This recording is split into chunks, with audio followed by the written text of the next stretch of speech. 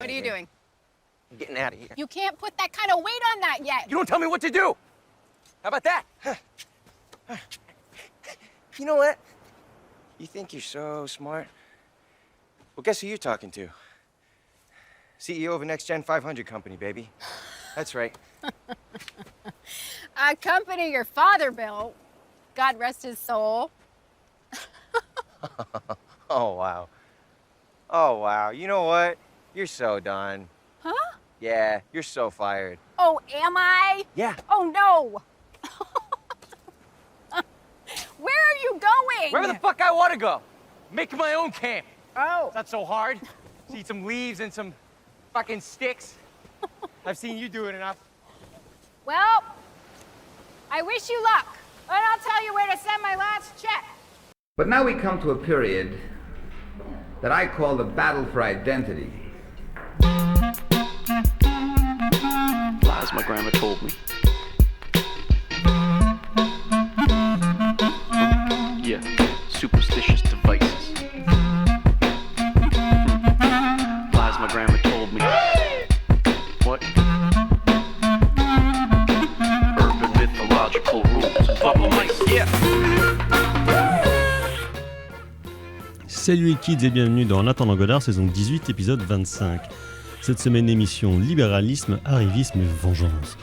Nous, dans cette vie où on doit faire notre place au soleil, le soir on a du mal, seul, à trouver enfin le sommeil. Et souvent, on a très peur. Au secours! Il nous faut beaucoup d'amour pour comprendre ce qui se passe tout autour de nous. Au secours! Dites-nous au moins qu'un jour, les gens feront la paix entre eux, et pour toujours. Enfin bref, il est 19h et comme disait Peter, c'est l'heure.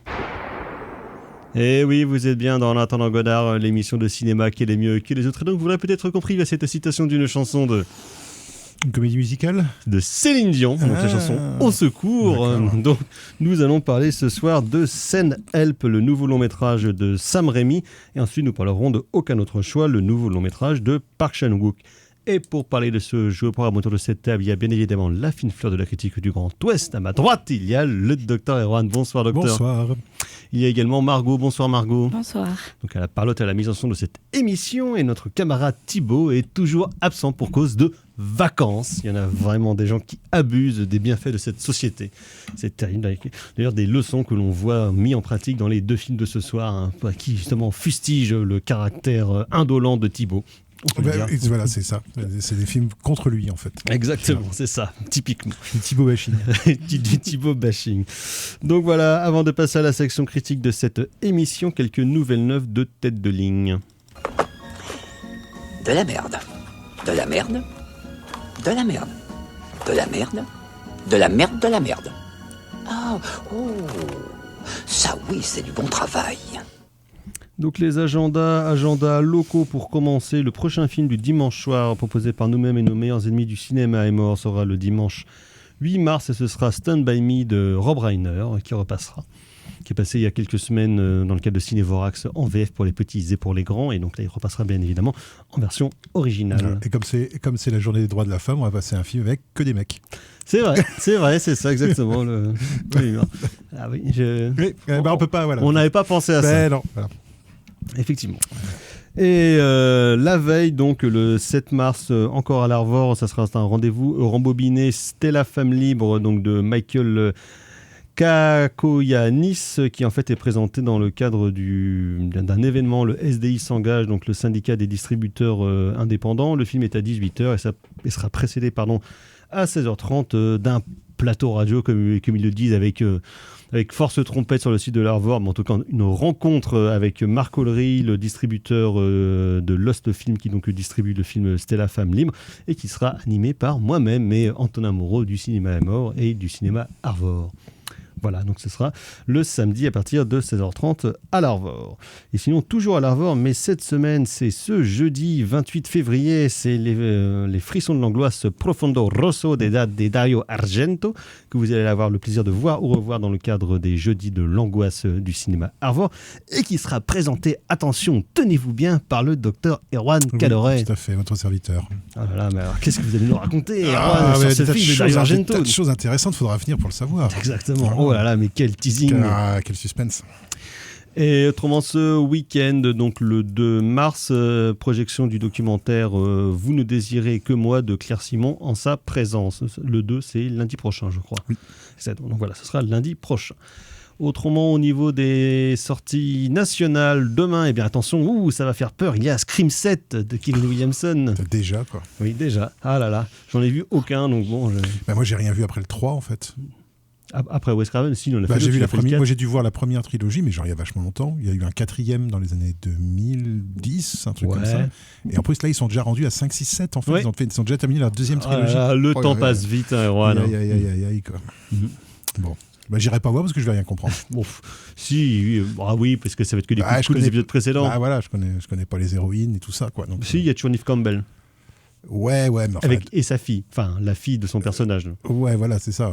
Ouais, bon, On s'en fout un peu, quoi. ouais, je m'en fiche un peu. Autrement, toujours au rayon film d'horreur, un film de propagande français, Athos, au cœur de la patrouille de France. Donc un documentaire qui genre vend un peu le truc comme un genre de Top Ah Gun là là français, là mais là c'est là. sur les mecs de la patrouille de France. C'est quoi, un docu? Un docu. Ah là là. Un docu de bonne propagande. Engagez-vous. J'ai vu la qui bande-annonce disait- qui disait ouais, c'est vrai que c'est vraiment extrêmement dur, j'ai cru mourir, c'est terrible, l'escadre s'en serait parmi et tout. Je dis, ouais, ça va, du calme, quoi. Vous n'êtes pas... Ouais, c'est ça, pour faire des... ouais, enfin, Vous partez pas en guerre non plus, quoi, les non, gars. mais ça va. Je veux dire, oui, voilà, vous survolez les Champs-Élysées une fois par an, je veux dire, avec de la fumée bleu, blanc, rouge. Oui, quoi. Donc, mais ils s'entraînent toute l'année. oui, bah heureusement encore, ça leur évite de se casser la gueule sur les Champs-Élysées, Voilà. c'est pas mauvais genre, quoi. Oui, ça ferait pas terrible. Ça serait, comme- voilà, bon, voilà. Oui, encore heureux qu'ils s'entraînent un peu, quoi. Oui, ça Voilà. montre des choses. Puis quoi. après, de quoi ils se plaignent, ils font joujou avec des avions à des dizaines de millions d'euros toute l'année, ça va, quoi. Ouais, mais je ne sais pas. Voilà. Je sais pas. Donc Athos au cœur de la patrouille de France.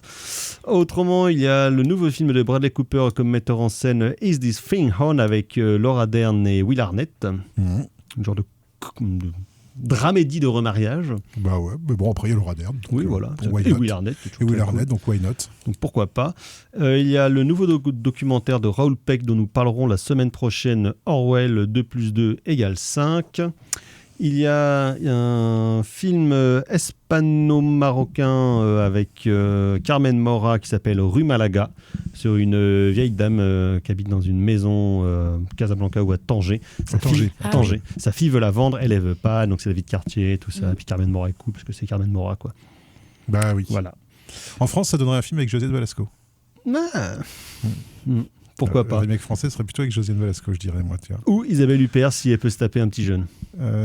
Ou Isabelle Huppert. Voilà. Je verrais plutôt Josiane. Ouais, moi aussi, Je plus verrais plutôt sympathique. Jojo. Je verrais plutôt Jojo. Plus moi, sympa, ouais. quoi. Quand même, Jojo, mais elle est cool, Balasco, elle est Bah, cool. c'est Oui, une- c'est vrai. c'est une des seules qui est pas trop nulle, moi, je trouve, Ouais, quoi, dans ouais.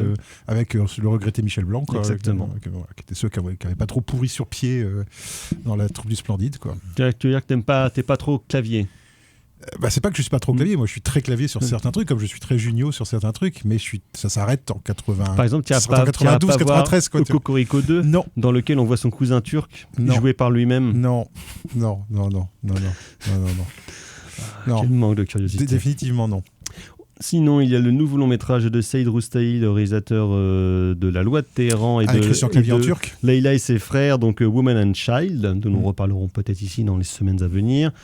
Et sinon, il y a un documentaire 21 Pilots More Than We Ever Imagine. Au début, je pensais que 21 Pilots, c'était un groupe genre coréen, un truc de K-pop. Non, pas du tout. Alors, pas du tout. En fait, c'est des groupes d'Américains dont Bah je n'ai ouais. jamais Mais si, entendu c'est parler. c'est pas de la Mais pop. c'est fou ça. C'est de la pop, ça, Je non? n'ai jamais entendu Mais parler de ça. t'étais où?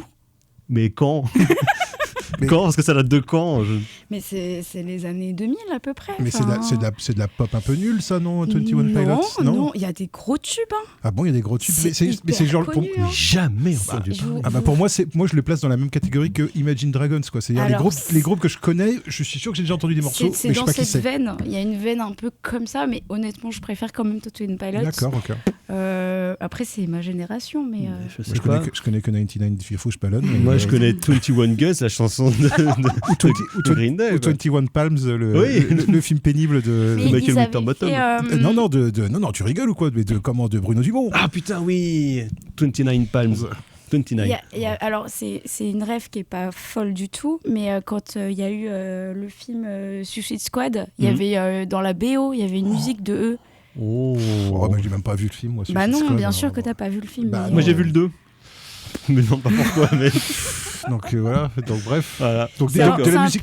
c'est un peu à cheval entre de la pop et du rap. Oh là là là là, c'est- ah là là là là. Au milieu des mélange. années 2000, donc vraiment Ouais, genre je le sens- meilleur des Je mondes. sens que ça va pas me plaire. Je sens que ça va pas me Donc plaire. voilà, 21 Pilots, More Than We Ever Imagine. D'accord, ok. Très Écoutez, bien. je ne connaissais pas ce Très, groupe très bien. avant. Bon, je Voilà. suis pas sûr que je vais creuser non plus. Non, bah Moi, je trouve que c'est sympathique, mais je peux comprendre. peut-être que c'est un game changer, hein, ce documentaire. Mais Tu veux dire par je rapport au comprends. doc sur Serge Lama? Bah, ouais, il faut qu'il y ait un doc. Ah oui, c'est vrai qu'il y a Mais oui, il y on a en un a doc parlé il y a sur 3 Serge Lama semaines. aussi. Oh là là là là. T'avais l'air d'ailleurs de bien connaître la carrière de Serge Lama. Hein. Ouais, bah, surtout- Femme. Ouais, bah, surtout moi, je connais que les chansons misogynes de Serge Lama. Moi, Ah bah, je, connais bravo. pas, je connais pas le reste. Les chansons politiques, je connais moins. Ah, tiens, avant, Toute parce la qu'il y a des partie- chansons politiques. Bien sûr que, Comme bien sûr Michel que non. Sardou. Bien sûr que non. Je connais mieux les chansons politiques de Michel Ah Sardou. bah oui, ça oui, À mon évidemment. grand désespoir. Au grand espoir de tes voisins aussi, peut-être. Non, j'écoute ça discrètement. Quand Ah même. oui, au casque. Je devrais mettre ça à gueuler parce que c'est la mode ces temps-ci, Oui. tu vois. Enfin, Non, mais toi, t'écoutes Qui ça au me jugerait casque parce aujourd'hui que t'es un audiophile. ouais, voilà, c'est ça. J'aime bien Entendre ouais, la grain de basse voix. un peu ronde. Ouais, et puis le côté chaloupé de sa voix. un peu, Bah tu oui, vois. le côté qui swing, quoi. Ouais, le côté swing. Donc voilà, nous allons passer à la section critique de cette émission et nous allons appeler au secours.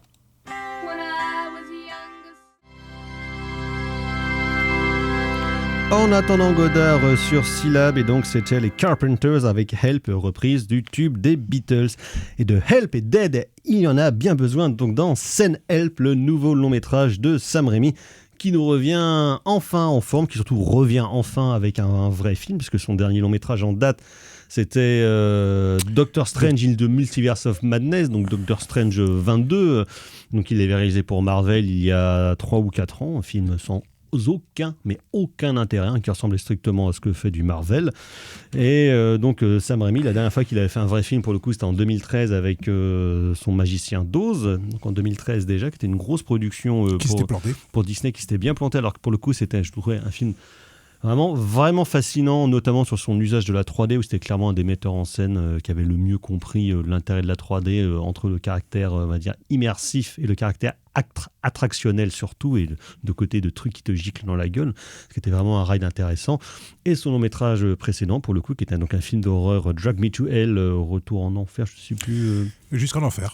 Donc Jusqu'en En enfer, français. voilà, film de 2009. Et Qui avec est un peu dans la même veine que Send Help. Exactement. C'est-à-dire le même Avec- niveau de, à peu près le même type de type Exactement, côté j'allais dire, série B, quoi. avec Send Help, il revient justement un peu ce genre de cinéma qui de toute façon a fait sa renommée et sa carrière au début des années 80 avec bien évidemment la trilogie des Evil Dead, avec Darkman et compagnie, avant qu'il se lance, on va dire, plus dans des films soit plus intimistes, soit plus spectaculaires, avec évidemment les Spider-Man.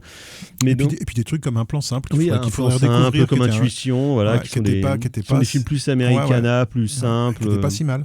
Qui sont plutôt de très beaux films.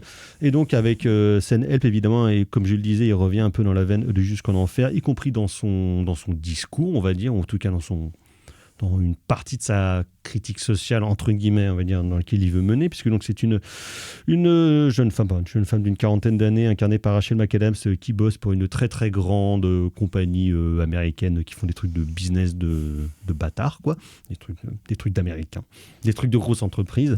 Et donc elle est très introvertie, elle est très mal à l'aise socialement, mais elle espère gravir les échelons parce qu'elle a bas évidemment un boulot de dingue. Le CEO de la boîte décède, et donc c'est son fils incarné par Dylan O'Brien qui devient le nouveau CEO.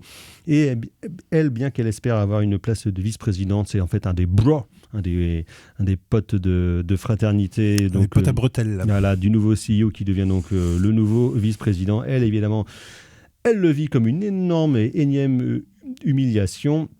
Mais donc, elle part pour un voyage d'entreprise en Indonésie, En je crois, Thaïlande, aux Philippines, je crois. ou en Thaïlande. Et donc, pas de bol, leur avion se crache et elle se retrouve sur l'île déserte en compagnie de son CEO. Mais elle, surprise, elle a des skills de survivaliste parce qu'elle est fan donc de Survivor, l'équivalent quinri de Koh-Lanta, et donc elle va se démerder et apprendre à son con de CEO à se démerder aussi. Évidemment, les deux vont se foutre sur la tronche. Donc sur ce canevas d'ailleurs de films d'horreur ou de survival relativement classique, deux gens perdus dans un univers hostile, et coécrit donc par les scénaristes de Freddy contre Jason, le film tout pourri de Ronnie Yu en 2003 qui mettait Freddy Pourri mais rigolo. pour rigolo, comme on dit. Pour rigolo, ouais. Donc voilà, donc il y a à la fois l'aspect un peu comme dans Drag Me to Hell, le côté de critique sociale et le côté de revenir vers une horreur qui est à la fois grotesque mais réellement violente là-dedans, parce que justement les deux personnages vont apprendre à survivre. C'est quand même assez gorasse avec un mélange qui parfois fonctionne assez bien entre des CGI et des effets physiques, on va dire, vraiment dégueulasses, parce que Sam Raimi même aime bien faire souffrir ses même acteurs. si c'est maintenant vraiment devenu un metteur en scène de série A, on sait que c'est un peu un genre d'intellectuel de la mise en scène, en tout cas de la manière dont il le pense, mais il arrive toujours à retrouver un côté assez viscéral et un côté assez sale gosse dans son cinéma, qui fait quand même assez plaisir à voir là-dedans, même si je trouve que le film a des limites, notamment en termes de discours, mais on va y revenir. Docteur.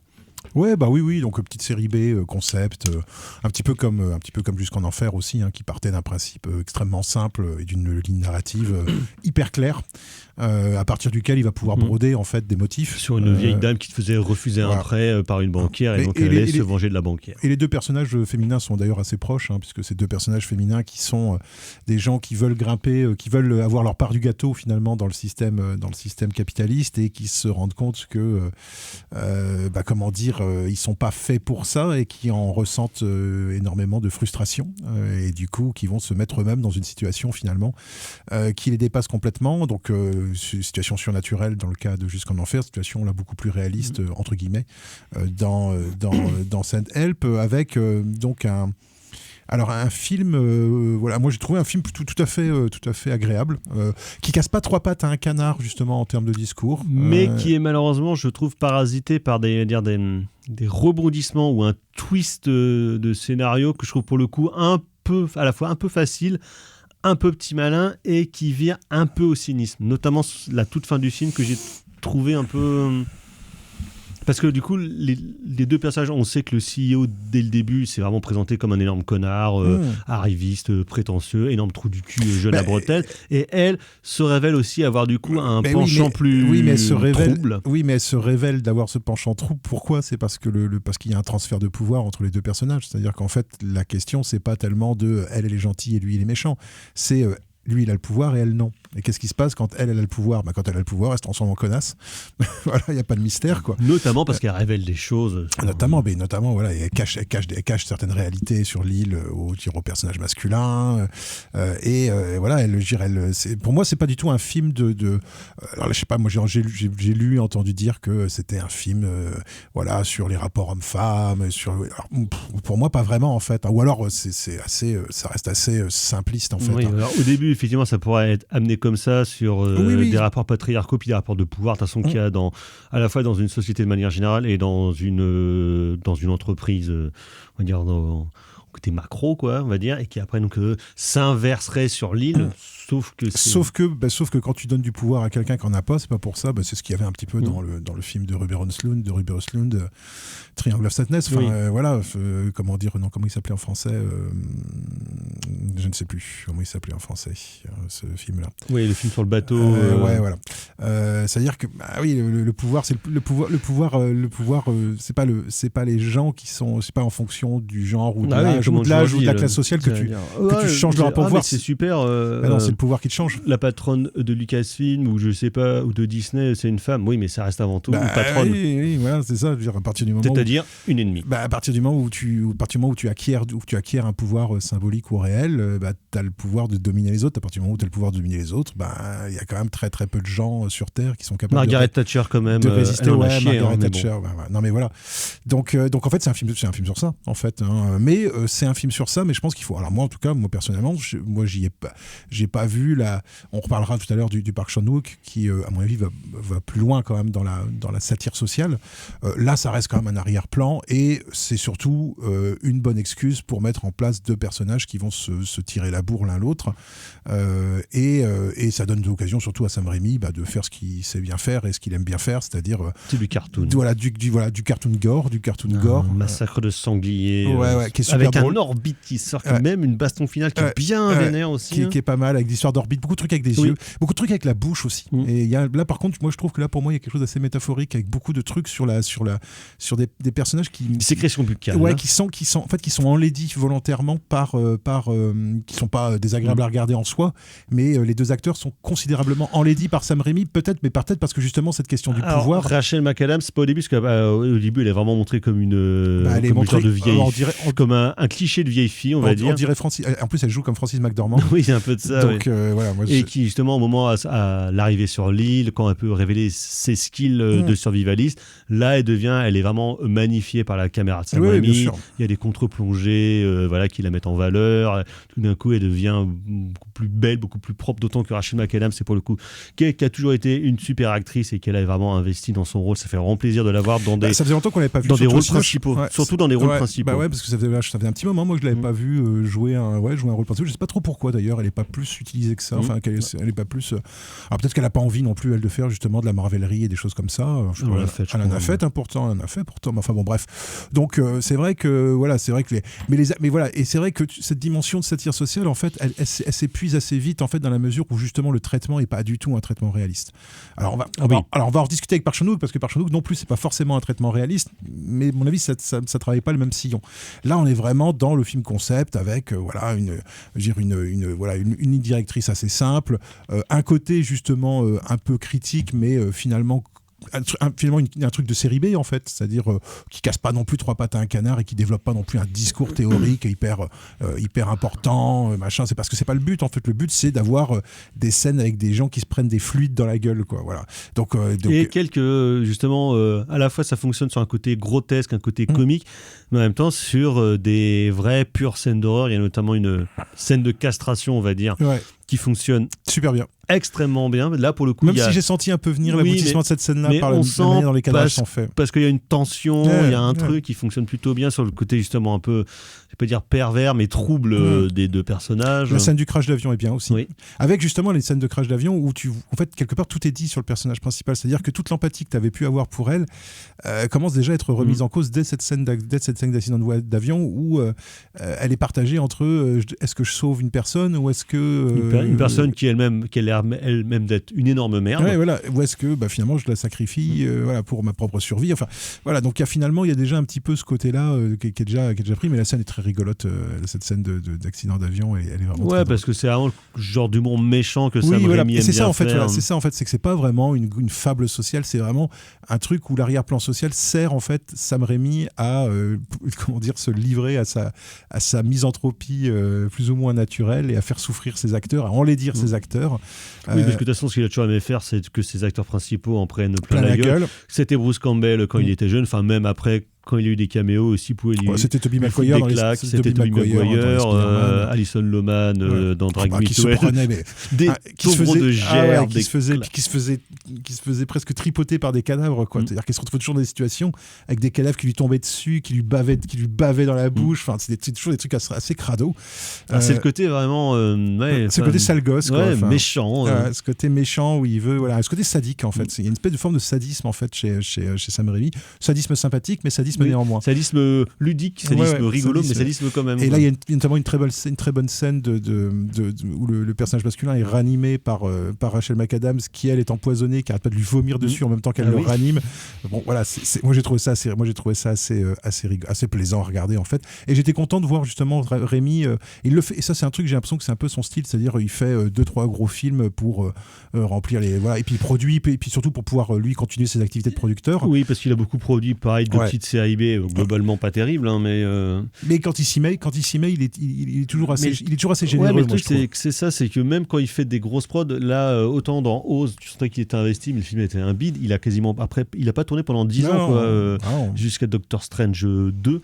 Je sais pas si c'est par fainéantise, par manque de pognon. Je pense que il est comme tout le monde, quoi. Je pense que t'en as marre de te battre contre des moulins à vent aussi, quoi. Tu vois. Et je pense que Sam Raimi, peut-être plus que d'autres, a besoin d'avoir du temps, en fait, fait après un gros truc hollywoodien où il est obligé de se courber justement face à parce que tout ce Doctor monde. Strange 2 c'était ouais, il y a genre 2-3 plans qui font Sam Raimi, mais tu te dis non, on dirait juste un truc qui est passé dans l'IA pour faire un plan un peu débulé, une caméra qui aura du sol alors que là t'as vraiment des scènes qui sont tu sens qu'il est plus qui sont intéressé vraiment par ce qu'il découpées, fait. tu sens qu'il est plus intéressé par ce qu'il fait, quoi. Il y a vraiment des scènes qui sont vraiment découpées, effectivement, qui sont très Sam Raimi dans le découpage, dans les gros plans, et dans ce côté grotesque en fait, quoi, dans cette espèce de sans que ça fasse non plus trop autocitation. Non, même s'il y en a un peu. Ça a été, moi j'ai trouvé, j'ai plutôt, j'ai trouvé quand même que ça allait un peu plus loin que le fan service de base quand même. Moi j'ai trouvé sur ce film-là, et notamment moi j'ai bien rigolé en fait. Oui, le film. Moi j'ai bien ri. Oui, en dans fait, la salle aussi, ça riait bien. Voilà, moi j'ai bien rigolé. C'est bien juste, enfin tu vois, c'est bien too much. C'est pour ça que c'est pas un film à mon avis qu'il faut prendre trop au sérieux, mais c'est pas pour autant péjoratif de ma part de dire ça. C'est-à-dire que c'est vraiment un film qui est, alors là pour le coup vraiment une série B qui se à 40 millions de patates, certes. Ouais, mais qui a un feeling de série B qui se cache pas de l'être. Y compris dans des effets spéciaux parfois un peu foireux, quelques incrustes un peu bâclés, on va dire. Un peu pas top, ouais, voilà. Mais sinon plutôt pas mal, quoi. Mais tu vois, moi, il y a quand même un truc sur la fin du film, la toute dernière scène. Ouais, non, mais moi, j'ai pas été bluffé du tout une seconde à la fois, t'es pas bluffé par le dénouement, non. et la dernière scène te donne je trouve un côté un peu cynique à la chose. Bah ouais. Comme si Sam Raimi était lui-même un peu cynique et vraiment pas dupe de sa place dans le système hollywoodien. Moi, j'ai trouvé justement que la fin est assez entre le cynisme et la sincérité. Ouais, mais moi j'ai trouvé que cette fin est pas totalement déplacée dans la mesure où on s'attendrait à soit que qu'il y a un happy end pour le personnage principal, soit que le personnage soit sauvé à la fin par une raison ou pour une autre qui justifie que finalement le mérite qu'elle obtient à la fin, soit que le personnage soit puni. Mais on s'attend à ce qu'il y ait un peu un des deux, alors qu'en fait là c'est vraiment un plan c'est immoral. C'est un plan immoral, effectivement, c'est-à-dire que c'est pas c'est pas amoral, hein, c'est immoral. Non, c'est être une saloperie, ça finalement, au bout du compte, c'est-à-dire qu'elle a intégré le libéralisme et ces notions de survie dans la jungle, littéralement. Et si tu considères que son influence, l'inspiration principale du personnage, c'est Survivor, donc c'est-à-dire Koh-Lanta qui est quand même une fabrique de la saloperie humaine, quand même, quand il réfléchit, quoi. Je veux dire, c'est quand même une émission qui mise sur les stratégies, sur trahir, mentir. Voilà, et dont le principe repose sur les aspects les plus bas, en fait, et plutôt la concurrence que la collaboration, en partant du principe que vous êtes pour la collaboration, docteur? Disons que ça peut aussi fonctionner, je veux dire, voilà. Donc vous avez eu les cheveux très très courts après la guerre. Mais là pour le coup effectivement, c'est deux personnages qui sont incapables de collaborer, mais qui sont incapables de collaborer parce que même quand ils essayent, de toute façon, ils n'ont pas les mêmes aspirations. Voilà, et puis de toute façon, ça ne rentre pas dans leur manière de voir le monde, parce que c'est-à-dire que même elle qui est en bas et qui est humiliée n'aspire qu'à une chose, c'est d'être en haut et d'humilier à son tour.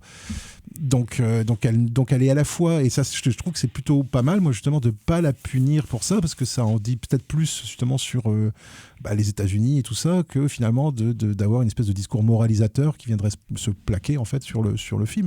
Et je pense que moi en tout cas ça m'a pas dérangé plus que ça. Par contre, c'est vrai que c'est assez cynique. Oui. C'est pas un film où on ressort. C'est ça qui m'a surpris plus. C'est pas un film où on ressort avec une idée très claire de qui on aime bien, parce qu'en fait notre empathie bascule d'un personnage à l'autre pendant tout le film. Donc il y a pas, et à la fin c'est quand même de grosses ordures. Donc moi j'ai trouvé ça plutôt pas mal en fait. Moi qu'est-ce que c'est riant, hein. Ça m'allait, moi, je veux dire, parce que ça dit aussi quelque chose justement de cette espèce d'Amérique qui est presque une Amérique des années 80 d'ailleurs, hein. C'est presque pas de l'Amérique des années 2026, hein, quand tu vois les mecs dans leur boîte et tout, enfin c'est presque l'Amérique des années 80, les yuppies, tout ça, et cette espèce de monde d'avidité permanente. C'est pour ça que le rapport à la nourriture, le rapport les gros plans sur les bouches, il y a quelque chose de l'ordre de l'animalité, de la dévoration en fait dans ce film-là, là aussi, hein, qui reste qui est pas du tout expérimental, qui reste qui n'a pas non plus un dispositif esthétique, etc. Mais qui, je trouve, moi je trouve fonctionne plutôt pas mal dans un esprit de série B. C'est-à-dire que si on considère ça comme une série B, même si c'est 40 millions de dollars, je trouve que l'ensemble du film marche plutôt bien. C'est assez malin. Légère déception par contre pour moi avec la musique de Danny Elfman, qui est son vieux compagnon de route, où je trouve qu'à la fois il se foule pas trop, mais quand qu'il le fait, il en fait un peu des caisses, quoi. Il se foule plus trop, Danny Elfman. Bon voilà, c'est pas. Oui. Bon, voilà. C'est pas ce que je retiens le plus du film. Ces grandes œuvres sont un petit peu derrière lui. Mais par contre, voilà, quelques beaux effets gore, quelques belles scènes bien craspec, et puis deux, trois moments où moi je trouve que ça, le côté horrifique fonctionne encore bien et tout. Donc, il maîtrise encore son business, moi je trouve, l'ami Sam Raimi. Exactement. Donc c'est plutôt rassurant. Et j'ai presque envie de lui dire, écoute mec, si tu pouvais faire que des films comme ça par la suite, ça m'irait très bien. Ouais, parce qu'on espère qu'il va pas attendre 10 ans avant de refaire un vrai film, quoi. Ouais. Ou alors il revient justement à des trucs plus psychologiques, même si j'ai pas le mot, comme Intuition ou bien Un plan simple, en tout cas plus sobre, plus simple, qui était quand même des très beaux films. Ou alors même Pour l'amour du jeu, son film sur le baseball avec Kevin Costner, qui est super chouette. Que moi j'ai pas vu. Écoute, le jeu n'a aucun intérêt, mais les Ricains font très bien les films sur le baseball. Écoute. Donc voilà, avec une super musique de Basil Pouet-Doris en plus. On va s'arrêter là, donc scène Help de Sam Raimi, encore dans les salles. On va quitter l'Amérique, mais on va continuer à parler de libéralisme et de capitalisme contemporain, et on n'a pas d'autre choix.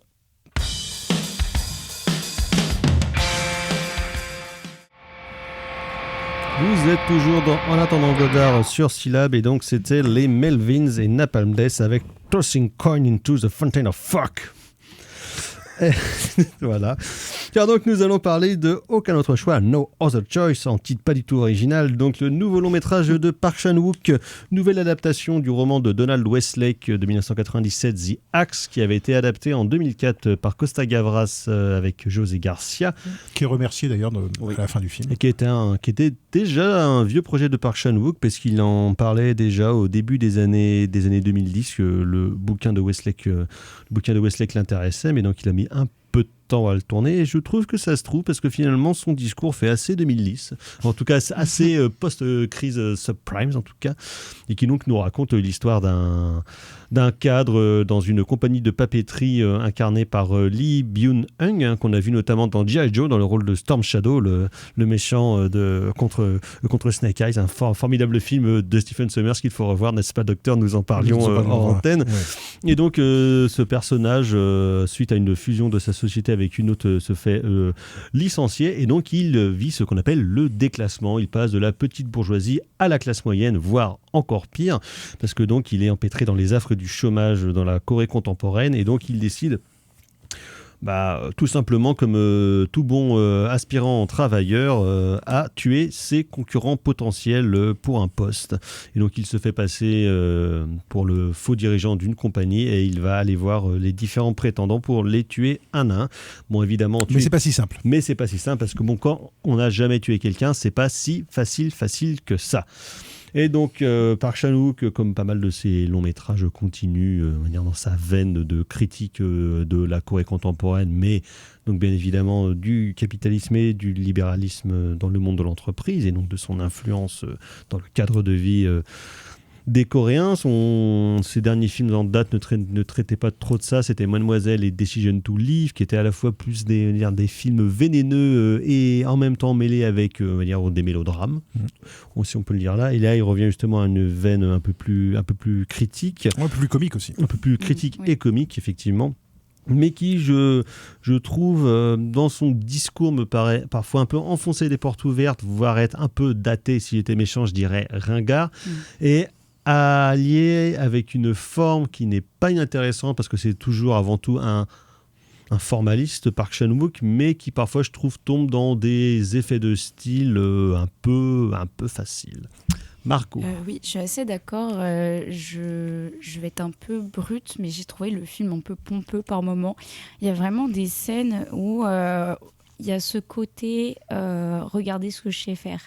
Et moi, ça m'a un peu dérangée, sachant que c'est des scènes qui, quelque part, ont des choses intéressantes et ont des choses à dire, mais prennent un peu trop de place par rapport à ce que ça raconte derrière. Surtout qu'il y a, à côté de ça, énormément de scènes qui sont très attendues. Et je trouve ça assez étonnant pour le cinéma de Park Chan-wook, dans le sens où... moi, j'ai plus l'habitude, quand je regarde ces films, d'être plutôt surprise et de vraiment me laisser porter par un scénario qui part dans des sens, dans des trajectoires différentes. Et on a ce truc-là où on ne peut pas trop anticiper. Là, à l'inverse, j'avais l'impression de pouvoir anticiper presque tout ce qui se passait à l'écran.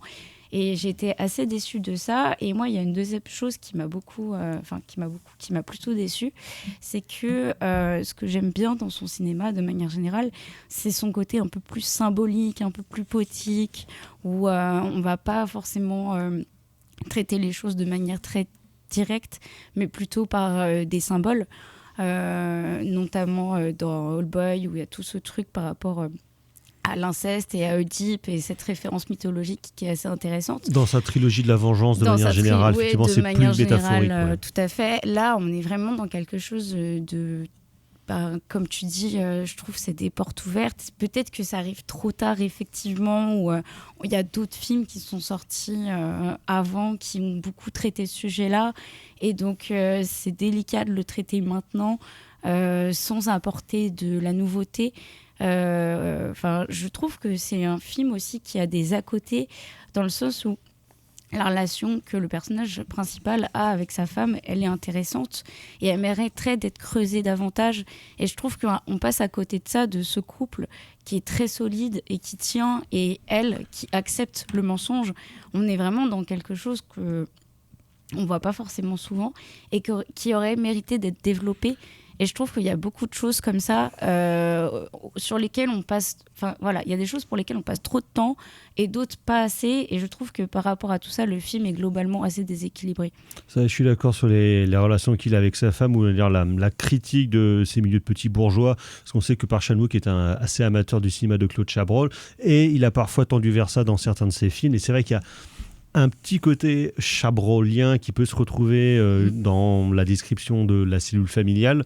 C'est-à-dire que c'est vraiment assez ironique dans la description au début de cette famille parfaite qui fait un barbecue, voilà, qui est dans un cadre assez idyllique, avec une photo qui justement a un peu une genre d'esthétique de pub, de pub pour les jambons Madrange, quoi, si tu veux. Et que... Après, je trouve qu'il le déconstruit ou qu'il le casse pas assez, finalement. Oui, je trouve aussi. Ce qui est un peu dommageable. Et il va plus se diriger justement vers un genre de violence grotesque, avec quelques scènes qui fonctionnent très bien, notamment une scène de soulerie que je trouve pour le coup vraiment réussie, qui est dans le dernier tiers du film. Mais je trouve ça assez déséquilibré entre ces différents aspects de satire. Docteur. Ouais, alors moi je sais pas senti tant que ça, moi, le déséquilibre. Le film est sans doute un peu long. Oui, 2h20, bien tapé. Ouais, sans doute qu'il aurait pu être réductible à 2 heures, et puis ça aurait pu être emballé quand même. Après, moi j'avoue que justement dans cette dimension symbolique, moi j'ai pas trouvé qu'elle était totalement absente, ou comment dire, parce que moi ce que j'ai bien aimé en fait, mais sans doute que c'est déjà dans le roman de Westlake que j'ai pas lu, et j'ai pas vu non plus la version de Costa Gavras, mais j'imagine que je l'ai vu quand c'est sorti, donc ça date un peu. Voilà, j'imagine que c'est là-dedans aussi. Moi ce que j'ai bien aimé, c'est qu'en fait le personnage se rend compte en fait que les gens qu'il veut tuer sont en fait des doubles de lui-même, et qu'en fait évidemment c'est lui-même en fait qu'il combat en fait. Ils sont tous à la fois en public, ils sont tous des mecs avec des attachés-caisses et des costards, et un peu des ratés dans la vie. Et donc moi j'ai bien aimé justement comment est-ce que chaque personnage, comment chaque victime, parce qu'il y a 3 victimes, comment chaque victime finalement est un miroir d'un aspect de sa vie en fait. Donc la première victime, c'est plutôt le rapport avec son épouse. La deuxième, c'est plutôt le rapport, même si c'est beaucoup plus court, c'est le rapport avec sa fille.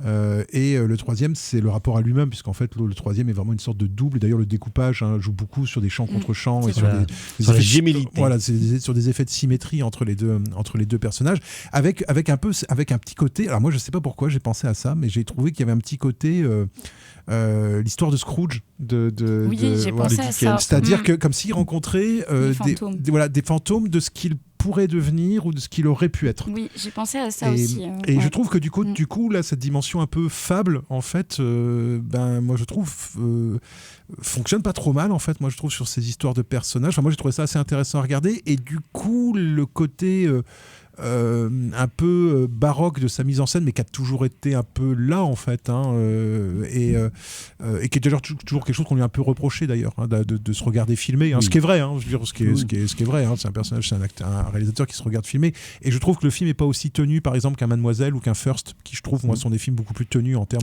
Mademoiselle jouait pas non plus sur les mêmes ressorts, c'était un film beaucoup plus... Non, ça parlait pas tout à fait des mêmes choses, et là c'est vrai que là il y a le côté plus comique, Voilà, moi je trouve que voilà, il y a quand même la scène, la première scène de meurtre, et moi je trouve super drôle. Enfin, tout le truc avec ce morceau de musique super fort et les personnages qui n'arrivent pas à s'entendre et qui sont obligés de gueuler et c'est sous-titré. Enfin voilà, qui est une espèce de reprise comique de finalement d'une scène similaire chez David Lynch dans Twin Peaks Firewalk With Me.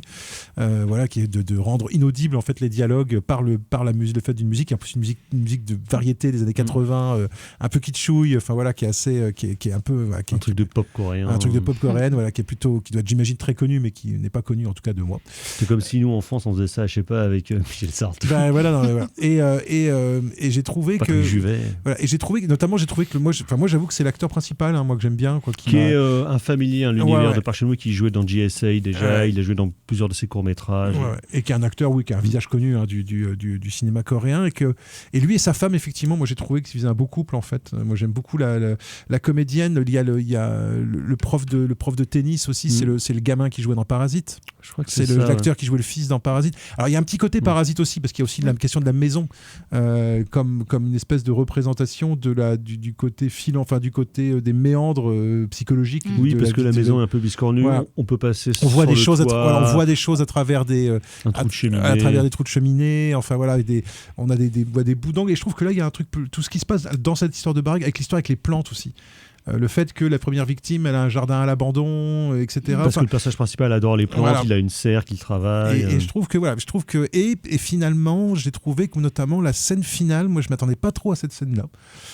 Et j'ai trouvé que si le reste du film est peut-être un peu daté, effectivement, année 2010, je trouve que la scène finale ouvre, moi je trouve, sur quelque chose de beaucoup plus contemporain, qui est cette espèce de questionnement autour de ok, tuer ses concurrents pour avoir du boulot, d'accord, mais alors là, on va spoiler si vous n'avez pas vu le film. On va divulgacher. Voilà, vous avez divulgaché, mais si c'est pour se retrouver tout seul, quel est vraiment l'intérêt, quoi, en fait, quoi. Si c'est pour se retrouver à diriger des machines, sachant qu'il commence en plus, et c'est là aussi où c'est quelque part qui commence comme délégué syndical. Voilà, exactement. C'est-à-dire que comme porteur des revendications de ses camarades qui vont se faire virer. C'est-à-dire que le mec, comment dire, tue des gens en se persuadant lui-même que voilà, il a raison de le faire, en fait, parce que les autres sont des concurrents, que lui il mérite d'avoir cette place-là.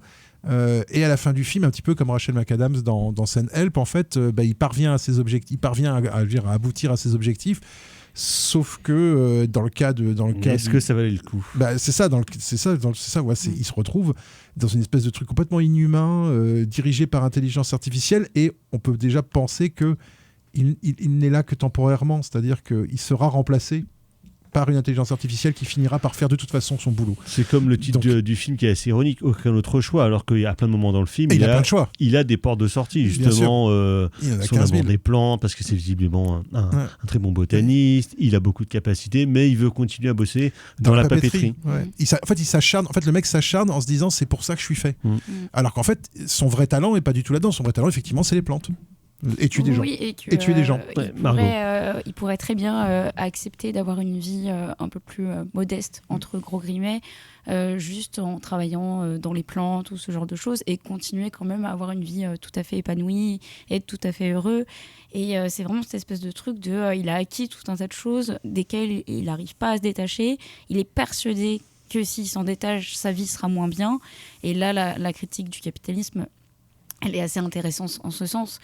Et le film marche quand même plutôt bien. Il n'est pas non plus complètement à côté de la plaque. Et c'est vrai que je trouve que, effectivement, encore une fois, cette espèce de parallèle avec les autres personnages, où il y en a un, il est au même statut que lui, et en fait, au final, il est tout seul.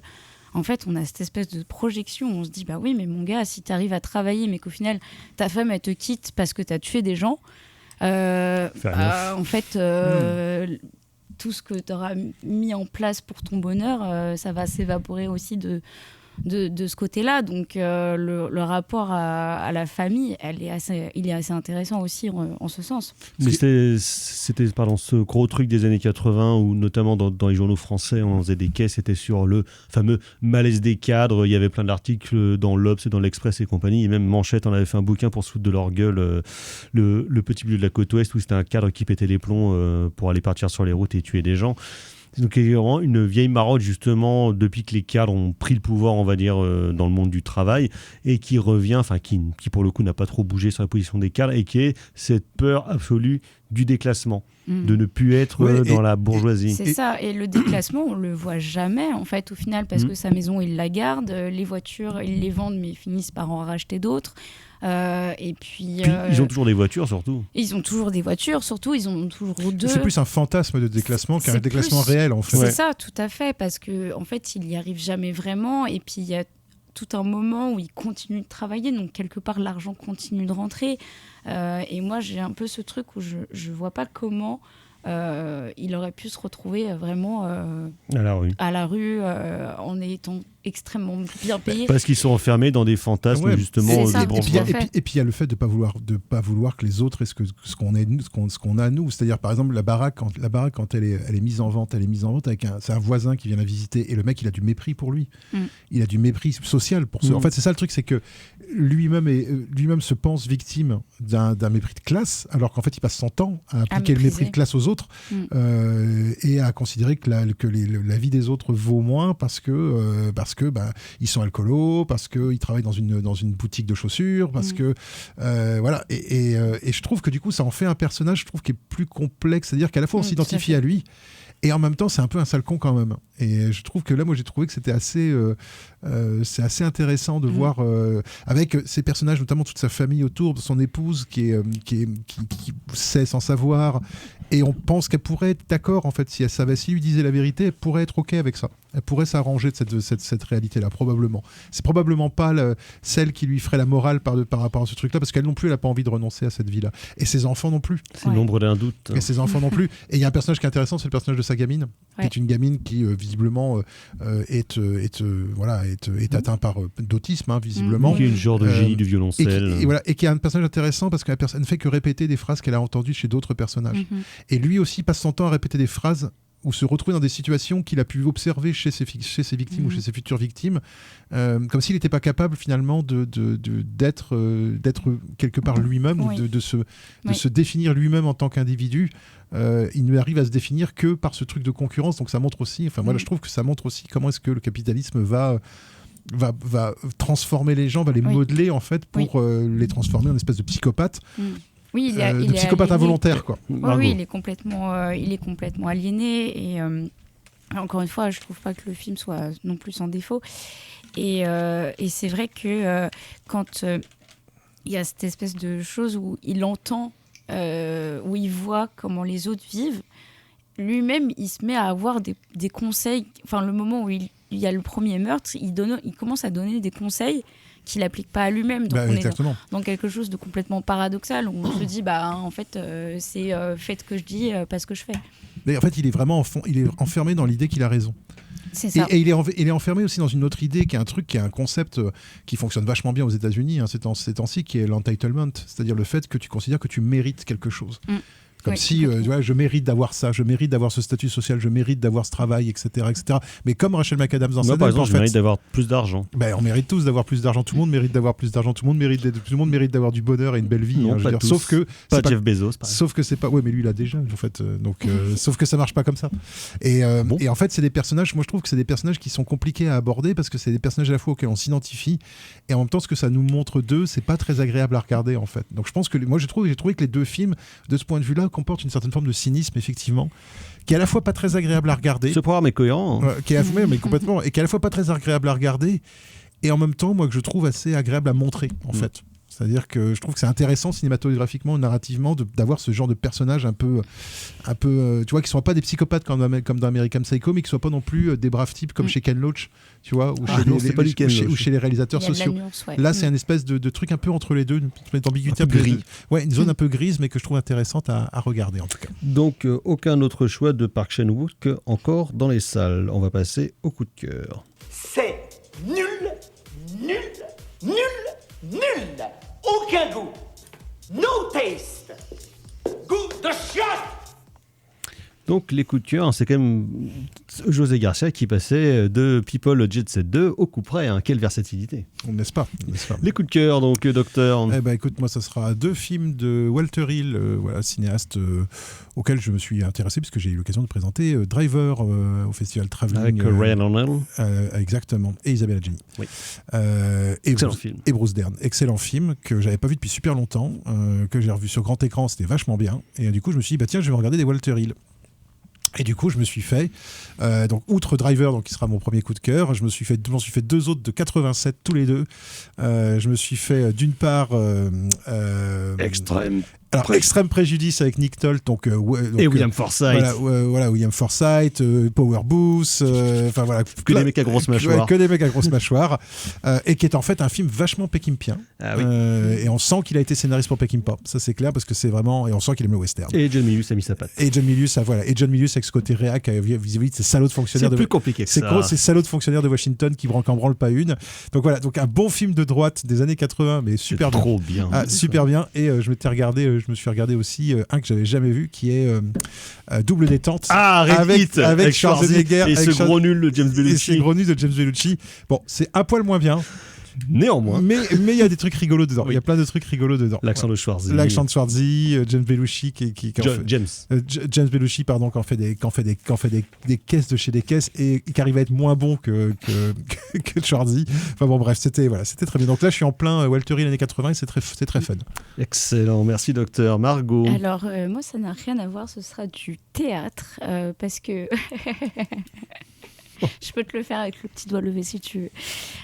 J'ai lu Les Bas-fonds de Maxime Gorky. Basiquement, c'est du Zola, mais en Russie. Ça va être fun. Et c'est très, très fun. Non, vraiment, moi, j'aime bien ce genre d'œuvre parce que c'est assez social. C'est que des gens qui sont miséreux, qui se retrouvent dans une même pièce et à qui il arrive tout un tas de choses. Et voilà, qui essaient de s'en sortir comme ils peuvent. Assez intéressant. Voilà. Merci. Deux très belles adaptations. Une première par Renoir, une deuxième par Kurosawa, qui sont très bien toutes les deux. Exactement. Sinon, moi, ce sera un film genre de thriller psychologique anglais de 1964, réalisé par Brian Forbes, Le Rideau de brume, et qui est Saints on a Wet Afternoon, avec Richard Attenborough et Kim Stanley, autour d'un enlèvement et d'une voyante qui fait des trucs chelous pendant que... C'est bien, Brian Forbes. Ouais, c'est plutôt pas mal. C'est pas mal, hein, Richard Attenborough, voilà. toujours. C'est lui qui a fait aussi les femmes de... C'est lui qui a fait les femmes de Stepford. Ouais, je crois. C'est lui qui a fait la première version des femmes de Stepford. Voilà, très beau film anglais qui démontre quand même qu'il y a du cinéma anglais et de très grande qualité. Et pas qu'un peu. Ouais. Truffaut avait tort. Exactement. On se retrouve la semaine prochaine pour parler de James L. Brooks et de George Orwell. Merci Margot à la mise en son de cette émission. Merci docteur. Prochaine émission, prochaine édition. À ciao, bonsoir. Salut.